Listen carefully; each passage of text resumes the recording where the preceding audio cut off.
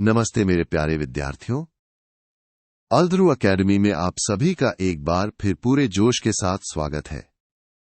मैं हूं आपका अपना एजुकेटर और आज हम वीएमओयू कोटा के जून 2026 एग्जाम्स के लिए बीईडी 127 यानी इतिहास का शिक्षण शास्त्र के सबसे महत्वपूर्ण प्रश्नों को कवर करने वाले हैं। ये वो टॉप 20 प्रश्न हैं जो आपको सेक्शन ए में पूरे 2 मार्क्स दिला सकते हैं। तो तैयार हो जाइए, अपनी सीट बेल्ट बांध लीजिए क्योंकि आज की क्लास धमाकेदार होने वाली है। चलिए शुरू करते हैं हमारे पहले सवाल से। प्रश्न 1 है, हेरोडोटस को इतिहास का पिता क्यों कहा जाता है? दोस्तों, इस सवाल को हल्के में मत लेना। ये देखिए कितनी बार रिपीट हुआ है। दिसंबर 2023, जून 2018, जून 2019, जून 2023, जून दिसंबर 2020, दिसंबर 2020। मतलब है तो पक्का आने वाला प्रश्न है, इसे रट लो, समझ लो, दिमाग में बिठा लो। तो इसका सीधा सा जवाब है, हेरोडोटस को इतिहास का जनक इसलिए कहा जाता है क्योंकि उन्होंने घटनाओं का वर्णन सिर्फ सुना सुनाया नहीं किया, बल्कि खुद अन्वेषण किया, रिसर्च की और उसके आधार पर सब कुछ लिखा। यही वजह है कि उन्हें इतिहास का पिता कहा जाता है। अब बढ़ते हैं प्रश्न 2 की ओर। सवाल है, इतिहास शिक्षण की प्रमुख शिक्षण विधियों के नाम लिखिए। ये भी एक महत्वपूर्ण प्रश्न है जो दिसंबर 2023, जून 2018 और जून 2019 में पूछा गया है। इतिहास पढ़ाने की यानी इतिहास शिक्षण की कुछ प्रमुख विधियां हैं, जैसे व्याख्यान विधि जिसमें टीचर लेक्चर देते हैं, फिर है पाठ्य पुस्तक विधि जहां किताबों का इस्तेमाल होता है। इसके अलावा प्रायोजना विधि और समस्या समाधान विधि भी बहुत महत्वपूर्ण है। इन सभी विधियों से इतिहास को और भी रोचक बनाया जा सकता है। अगला प्रश्न 3 है, इतिहास शब्द की उत्पत्ति किस भाषा से हुई है? ये भी कई बार आ चुका है, जैसे जून 2023, JUNDEC 2020 और दिसंबर 2020 में। इसका उत्तर बहुत आसान है। इतिहास शब्द की उत्पत्ति यूनानी भाषा के हिस्टोरिया शब्द से हुई है। याद रहेगा ना? चलिए प्रश्न 4 देखते हैं।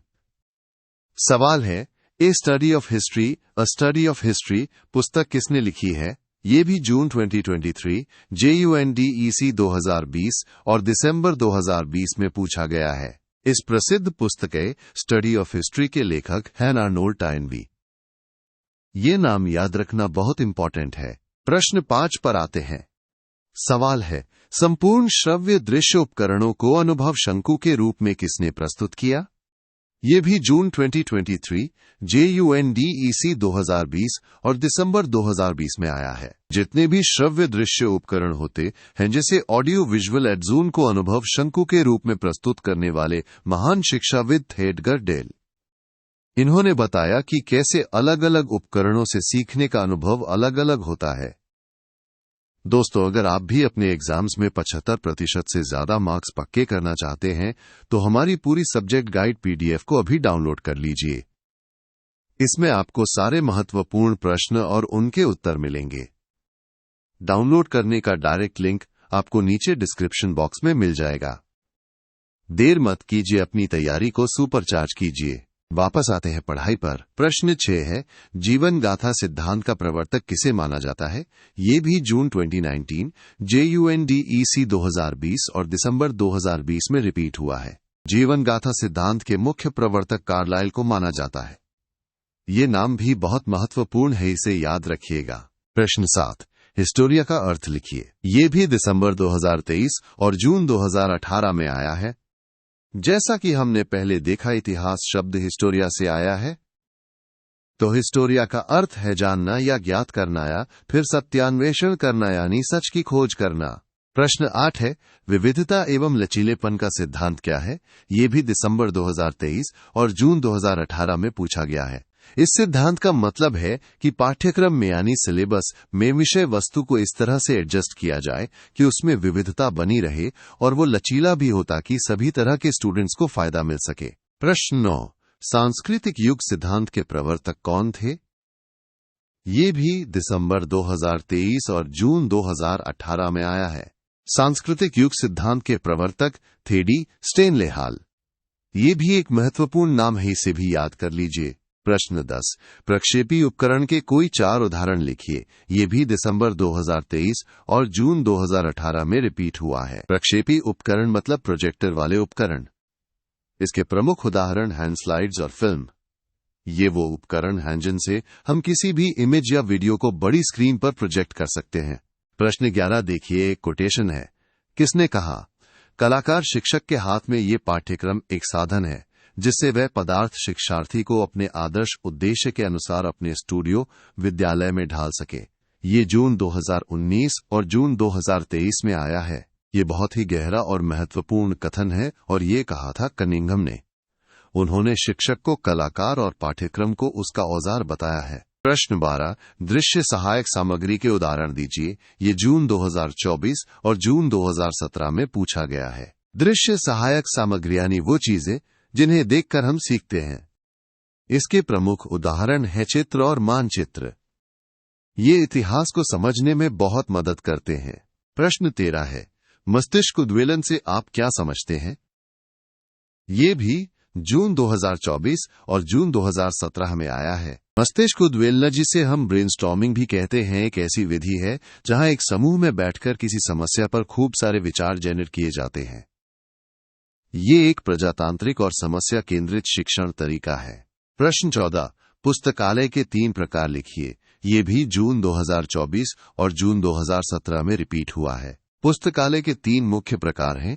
केंद्रीय पुस्तकालय जो किसी बड़े संस्थान में होता है, कक्षा पुस्तकालय जो क्लासरूम में होता है, और विषय पुस्तकालय जो किसी खास विषय की किताबों का संग्रह होता है। प्रश्न 15, सूक्ष्म शिक्षण के 4 घटक लिखिए। ये भी जून 2024 और जून 2017 में पूछा गया है। सूक्ष्म शिक्षण यानी माइक्रो टीचिंग के 4 मुख्य घटक हैं: परिस्थिति शिक्षण, कौशल छात्र, अध्यापक और प्रतिपुष्टि के साधन। ये सब मिलकर एक शिक्षक को बेहतर बनाने में मदद करते हैं। और हाँ दोस्तों, सिर्फ BED 127 ही नहीं, अल्ध्रू अकेडमी पर आपको बेड के बाकी सभी सब्जेक्ट्स के लिए भी प्रीमियम गाइड्स मिलेंगी, जैसे BED 115, BED 117, BED 118, BED 120, BED 121, bed 122 और साइंस व अन्य विषयों के शिक्षण शास्त्र की गाइड्स भी उपलब्ध है। इन सभी को डाउनलोड करने का लिंक भी आपको डिस्क्रिप्शन बॉक्स में मिल जाएगा। अपनी तैयारी को पूरा कीजिए। चलिए आगे बढ़ते हैं। प्रश्न 16 है, दल शिक्षण के कोई 2 उद्देश्य लिखिए। ये भी जून 2024 और जून 2017 में आया है। दल शिक्षण यानी टीम टीचिंग के 2 मुख्य उद्देश्य हैं। पहला, शिक्षक की योग्यताओं का सबसे अच्छा उपयोग करना, और दूसरा, पढ़ाई की गुणवत्ता को और बेहतर बनाना। प्रश्न 17, इतिहास की पाठ्य पुस्तक की परिभाषा लिखिए। ये भी जून 2024 और जून 2017 में पूछा गया है। इतिहास की पाठ्य पुस्तकें वो मानक किताबें होती हैं जो क्लासरूम में इस्तेमाल के लिए निर्धारित की जाती हैं। ये किसी भी अध्ययन की प्रमुख शाखा को बहुत ही व्यवस्थित तरीके से प्रस्तुत करती हैं। प्रश्न 18, मॉरिसन उपागम का प्रतिपादन किसने किया? ये भी जून 2024 और जून 2017 में रिपीट हुआ है। मॉरिसन उपागम का प्रतिपादन हेनरी सी मॉरिसन ने सन 1926 में किया था। ये उपागम गेस्टाल्ट मनोविज्ञान पर आधारित है जो सीखने के एक खास तरीके को बताता है। प्रश्न 19, इतिहास को विज्ञान की मान्यता देने वाले किन्हीं 3 कारणों को लिखिए। ये JUNDEC 2020 और दिसंबर 2020 में आया है। इतिहास को विज्ञान मानने के कई कारण हैं। उनमें से 3 प्रमुख हैं। पहला, प्रामाणिक स्रोतों से तथ्यों का संकलन यानी सबूतों के आधार पर जानकारी इकट्ठा करना। दूसरा, निष्पक्ष विश्लेषण यानी बिना किसी पक्षपात के घटनाओं का विश्लेषण करना। और तीसरा, घटनाओं में क्रमबद्धता यानी हर घटना का एक निश्चित क्रम होता है। और अब हमारा आखिरी प्रश्न, प्रश्न 20, इतिहास जानने के कौन कौन से स्रोत हैं? ये भी JUNDEC 2020 और दिसंबर 2020 में पूछा गया है।